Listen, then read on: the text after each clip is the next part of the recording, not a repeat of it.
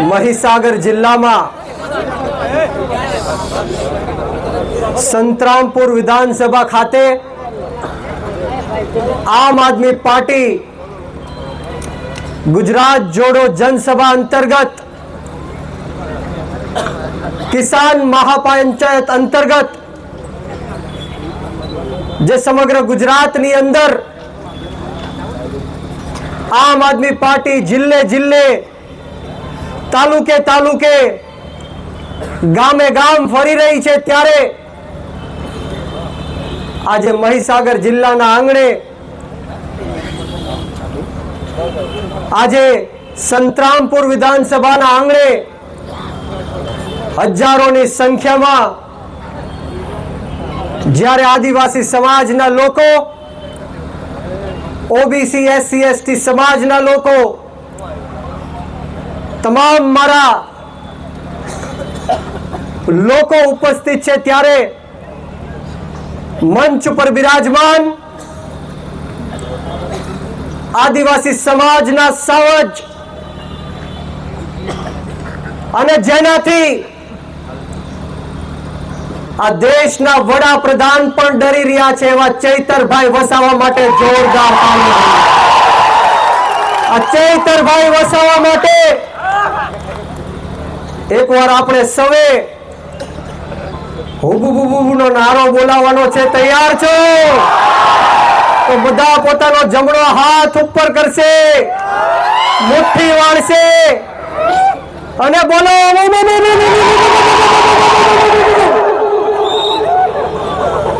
આ ચૈતરભાઈ નું સ્વાગત એમના અંદાજથી આપણે કર્યું છે, ત્યારે બધા લોકોને હું વિનંતી કરીશ કે બંને હાથ ઉપર કરી મુઠ્ઠી વાળી અને તાકાતથી બોલવાનું છે, જય જોહાર, જય જોહાર, જય આદિવાસી, જય આદિવાસી, જય જવાન, જય કિસાન, ભારત માતા કી વંદે, ઇન્કલાબ, આમ આદમી પાર્ટી, ચૈતર વસાવા.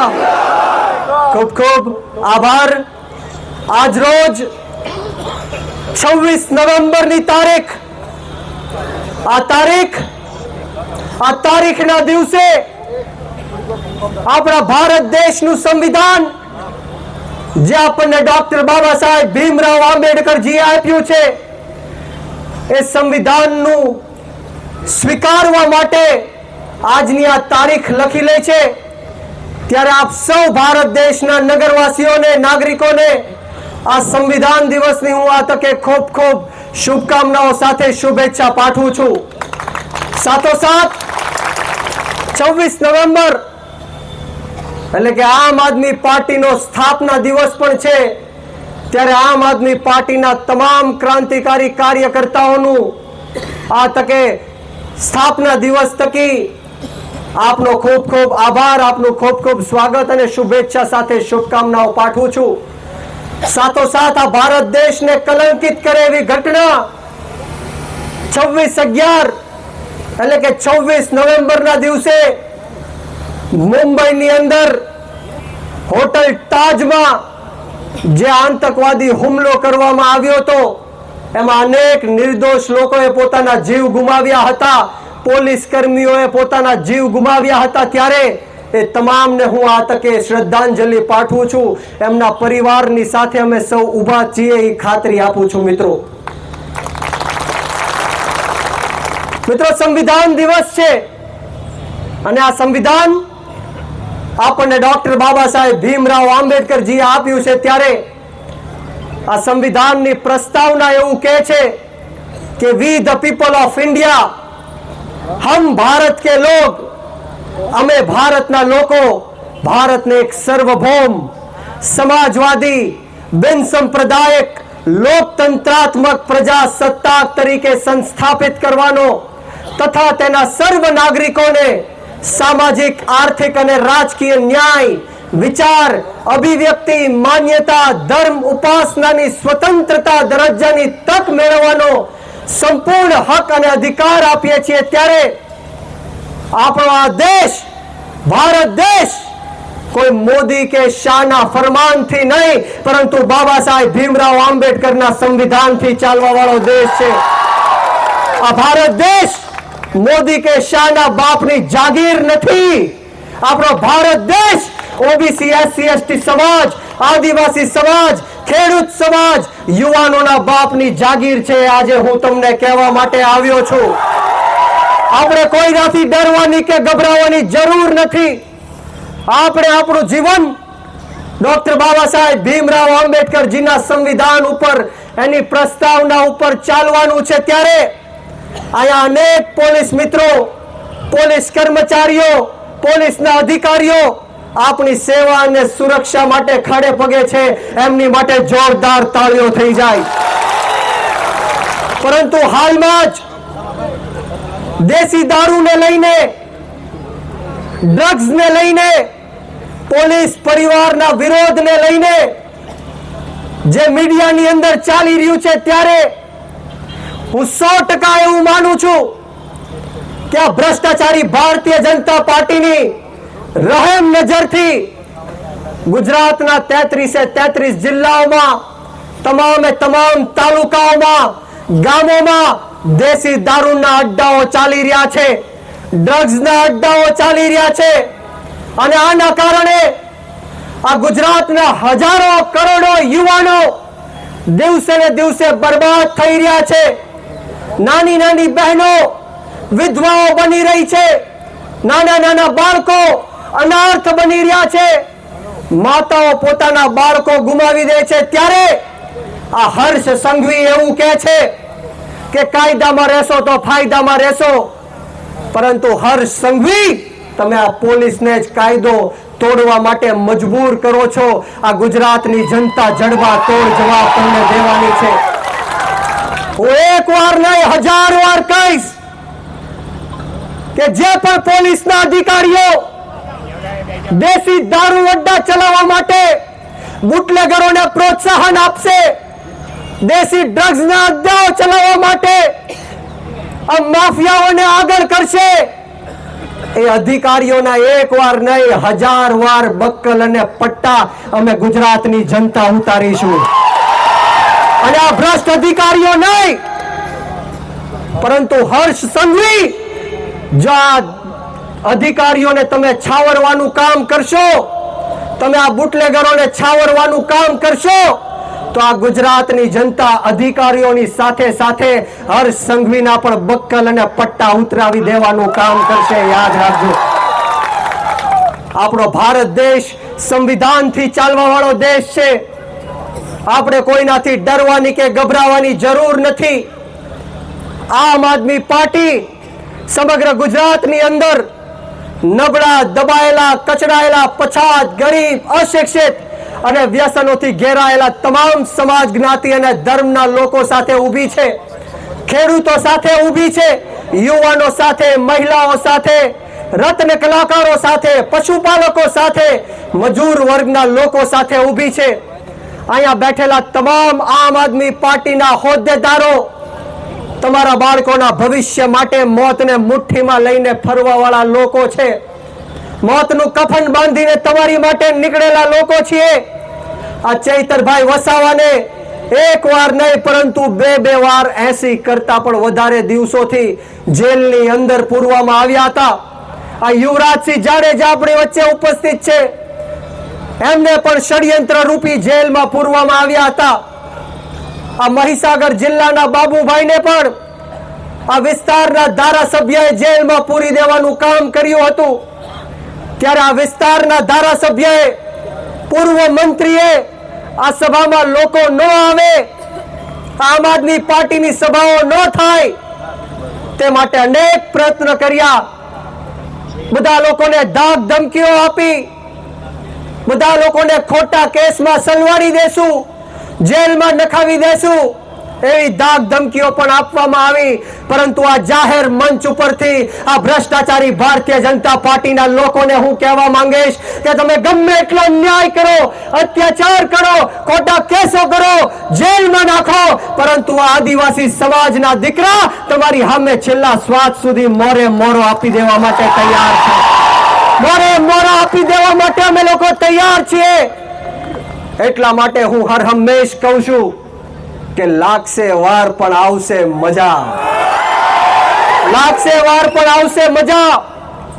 આમ આદમી પાર્ટી તમામ એવા અધિકારીઓનું લિસ્ટ બનાવી રહી છે અને 2027 પછી સત્તા પરિવર્તન થશે, આમ આદમી પાર્ટીની સરકાર આવશે ત્યારે આ તમામ ભ્રષ્ટ નેતાઓને, અધિકારીઓને લોઢાના મેડલ આપવાનું કામ પણ આમ આદમી પાર્ટી કરશે. જે રીતના આપણે સૌએ જોયું કે બોટાદની અંદર જ્યારે ખેડૂતો પોતાનો હક, અધિકાર અને ન્યાય માંગવા માટે ગયા, ત્યારે જે રીતના જલિયાવાલા બાગની અંદર આ અંગ્રેજની હુકુમત હતી અને અંગ્રેજની હુકુમતના કારણે પોલીસને હાથો બનાવીને નિર્દોષ લોકો ઉપર ગોળીબાર કરવામાં આવ્યો. માતાઓ, બહેનો, વડીલો, બુજુર્ગો, નાના નાના ફૂલકાઓને ગોળીબાર કરીને મૃત્યુને ઘાટ ઉતારવામાં આવ્યા. એવી જ રીતના બોટાદના હળદર ખાતે સમગ્ર ગામને ચારેય બાજુથી ઘેરી લેવામાં આવ્યું અને આ ભ્રષ્ટાચારી ભારતીય જનતા પાર્ટીના કહેવાથી આ પોલીસના લોકોએ અંધાધૂન લાઠી ચાર્જ કર્યો, ટીયર ગેસો છોડ્યા, ઘરમાં ઘૂસી ઘૂસીને, દરવાજાઓ તોડી તોડીને માતાઓ, બહેનો ઉપર જે દબંગાઈ કરી, સિંઘમગીરી કરવામાં આવી.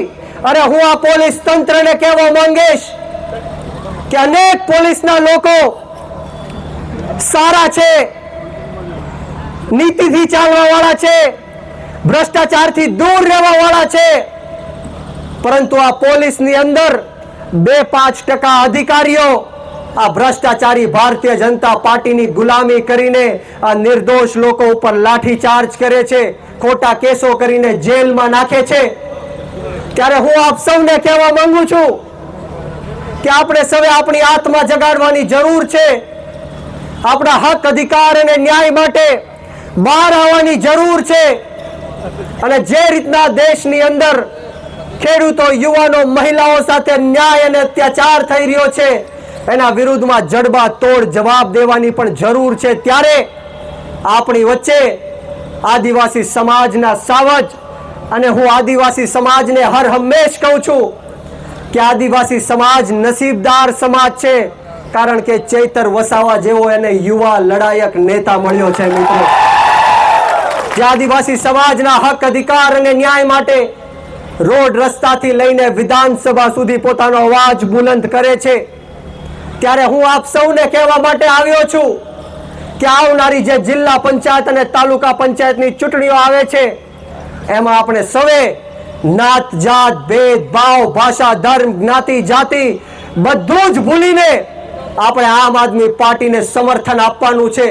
જે રીતના દિલ્હી અને પંજાબની અંદર અરવિંદ કેજરીવાલ સાહેબે કામો કર્યા, મફતમાં વીજળી આપવાનું કામ હોય, મફતમાં પાણી આપવાનું કામ હોય, મફતમાં સારામાં સારી આંતરરાષ્ટ્રીય શિક્ષણ આપવાનું કામ હોય, સારામાં સારી સ્વાસ્થ્ય સુવિધાઓ આપવાનું કામ હોય, એ બધા જ લાભો આજે ગુજરાતની જનતાને જરૂર છે.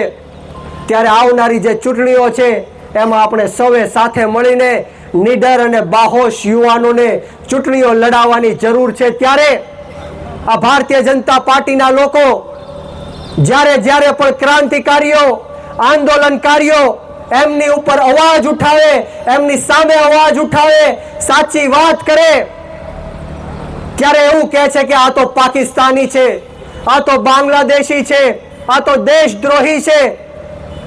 ત્યારે હું આ જાહેર મંચ ઉપરથી આ ભ્રષ્ટાચારી ભારતીય જનતા પાર્ટીના નેતાઓને કહેવા માંગુ છું કે અમને તમારા કોઈ સર્ટિફિકેટની જરૂર નથી. અમારી રગ રગની અંદર દેશભક્તિની ભાવના છે, અમારા રગ રગની ને લોહીની અંદર રાષ્ટ્રભક્તિની ભાવના છે. આપણો ભારત દેશ કોઈ ભૂમિનો ટુકડો નથી. આપણો ભારત દેશ એક જીવતો જાગતો રાષ્ટ્ર પુરુષ છે. આ વંદનની ભૂમિ છે, આ અભિનંદનની ભૂમિ છે, આ અર્પણની ભૂમિ છે, આ તર્પણની ભૂમિ છે. આ દેશની નદી નદી આપણી માટે ગંગા છે. આ દેશનો કંકર કંકર આપણી માટે શંકર છે. અરે અમે જીવીશું તો પણ આ ભારત દેશ માટે, અને મરીશું તો પણ આ ભારત દેશ માટે. અને મર્યા પછી પણ જો કોઈ અમારી અસ્થિ ગંગામાંથી કાઢીને કાને લગાડીને સાંભળશે તો પણ એમાંથી માત્ર એક જ અવાજ નીકળશે, ભારત માતા કી જય. આ કોઈને અમને સર્ટિફિકેટ દેવાની જરૂર નથી. ત્યારે હું આપ સૌને કહેવા માટે આવ્યો છું કે આજે આપણા ખેડૂતોની હાલત શું છે, શા માટે ખેડૂતો આક્રોશમાં છે, શા માટે ખેડૂતો વિરોધ કરી રહ્યા છે, શા માટે ચૈતરભાઈ બોલે છે, યુવરાજભાઈ બોલે છે, નરેશભાઈ બોલે છે, શા માટે આમ આદમી પાર્ટી બોલે છે, શા માટે આપણે સૌ ભેગા થયા છીએ, શા માટે આપણે લડાઈ લડવાની જરૂર છે. લડાઈ એટલા માટે લડવાની જરૂર છે કારણ કે આપણો ગુજરાતનો ગરીબ ખેડૂત જ્યારે પોતાનો પાક વેચવા માટે એપીએમસી માં જાય છે, માર્કેટિંગ યાર્ડમાં જાય છે, ત્યારે આ ગરીબ ખેડૂતને પોતાનો પાકનો ભાવ નથી મળતો. સિંચાઈના પાણી માટે આ ગુજરાતનો ગરીબ ખેડૂત લાચાર બનીને ભીખ માંગવી પડે છે. ત્યારે આ જાહેર મંચ ઉપરથી આ સરકારને હું કહીશ કે જો આવનારા દિવસોમાં અમારા સમગ્ર ગુજરાતના 54 લાખ ખેડૂતોનું દેવું માફ કરવામાં ન આવ્યું, ખેતરે ખેતરે સિંચાઈનું પાણી પહોંચાડવામાં ન આવ્યું, એમએસપી કાયદો બનાવવામાં ન આવ્યો, કૃષિ પંચ અને લાંબા ગાળાની કૃષિ નીતિઓ બનાવવામાં ન આવી, 85 લોકો જે અત્યારે બોટાદની જેલની અંદર છે, ખોટા કેસો કરવામાં આવ્યા છે, એ કેસો પાછા ખેંચાવડાવવામાં ન આવ્યા, તો આમ આદમી પાર્ટી ગુજરાતના 54 લાખ ખેડૂતોને એક કરીને ગાંધીનગરનો માર્ગ અપનાવશે. અમે આંદોલન કરીશું અને જરૂર પડે તો વિધાનસભા ઘેરવાની પણ તૈયારી છે. દોસ્તો, આપણા ભારત દેશનો ઇતિહાસ એવું કહે છે કે જ્યારે જ્યારે પણ ક્રાંતિ થઈ છે ત્યારે આદિવાસી સમાજના યુવાનોએ ક્રાંતિ કરી છે, ગરીબ ખેડૂતોના દીકરાઓએ ક્રાંતિ કરી છે, તૂટેલા ફાટેલા કપડા પહેરવા વાળા લોકોએ ક્રાંતિ કરી છે, ઉગાડા પગે ફરવા વાળા લોકોએ ક્રાંતિ કરી છે, ગરીબ અને મજૂરના દીકરાઓએ ક્રાંતિ કરી છે. આપણા ભારત દેશની આઝાદીની લડાઈમાં કોઈ ઉદ્યોગપતિ કે પૈસા વાળાનો દીકરો નહોતો આવ્યો. જ્યારે જ્યારે પણ આ દેશને જરૂર પડી છે ત્યારે આ ભારત દેશ માટે હસતા હસતા જો કોઈ ફાંસીના માછડા ઉપર ચડ્યું હોય તો એ આપણા ગરીબ ખેડૂતોના દીકરા હતા. જ્યારે જ્યારે પણ આપણી ભારત દેશની બોર્ડર ઉપર આ નમાલી પાકિસ્તાન સામે શહીદ થવા વાળા આપણા ગરીબ ખેડૂતોના દીકરા છે. આ ભ્રષ્ટાચારી ભારતીય જનતા પાર્ટીના લોકો 3 ટાઈમ શાંતિથી પેટ ભરીને જો જમી શકતા હોય તો એ આપણા ગરીબ ખેડૂતોની દેન છે. પરંતુ દુઃખ સાથે કહેવું પડે કે આજે આપણો ખેડૂત દિવસે ને દિવસે દેવાદાર બનતો જાય છે. આ ભ્રષ્ટાચારી ભારતીય જનતા પાર્ટીની નીતિ છે કે આ ગરીબ ખેડૂત ક્યારેય દેવામાંથી બહાર ન આવવો જોઈએ, આ જીવો પણ દેવામાં જોઈએ અને મરવો પણ દેવામાં જોઈએ. એટલા માટે દુઃખ સાથે કહેવું પડે કે આપણા ભારત દેશની અંદર દરેક કલાકે 2 ખેડૂતો આત્મહત્યા કરી રહ્યા છે, દરેક કલાકે 2 યુવાનો આત્મહત્યા કરી રહ્યા છે. ત્યારે આપણે સૌએ જાગૃત થવાની જરૂર છે, આપણે સૌએ અવાજ બુલંદ કરવાની જરૂર છે. આપને કહેવા માટે આવ્યો છું, અહીંયા યુવાનો ઉપસ્થિત છે, યુવાનોને ખાસ કહીશ કે યુવાનો, આપણા ભારત દેશની રાજનીતિથી દૂર ન ભાગો. સારા અને સાચા લોકોએ આ દેશની રાજનીતિ છોડી દીધી, મૂકી દીધી, એટલા માટે ખોટા અને ખરાબ લોકોએ આ દેશની રાજનીતિ ઉપર કબજો કરી લીધો છે. આપણા ભારત દેશની રાજનીતિમાં તમારી અને મારી જેવા યુવાનોએ આવવું પડશે, ખેડૂતોએ આવવું પડશે, મહિલાઓએ આવવું પડશે અને એવા લોકોએ પણ આવવું પડશે જે નાના અને દબાયેલા કચડાયેલા સમાજના લોકોનો હક, અધિકાર અને ન્યાય માટે અવાજ બુલંદ કરી શકે. એવા લોકોએ આ દેશની રાજનીતિમાં આવવું પડશે. યુવાનો, તમે શહીદ આઝમ સરદાર ભગતસિંહને માનવા વાળા લોકો છો, શહીદ સુખદેવ અને રાજગુરુને માનવા વાળા લોકો છો, અશફાકુલ્લા ખાન, ઠાકુર રોશનસિંહ, રાજેન્દ્ર લહેરી, 18 વર્ષના શહીદ ખુદીરામ બોઝને માનવા વાળા લોકો છો. યુવાનોએ જ્યારે શહીદી આપી ત્યારે જઈને આ દેશની અંદરથી અંગ્રેજોથી આપણે મુક્ત થયા છીએ. યુવાનોએ જ્યારે કુરબાની આપી ત્યારે જઈને દેશનું લોકતંત્ર અને સ્વતંત્ર બચ્યું છે.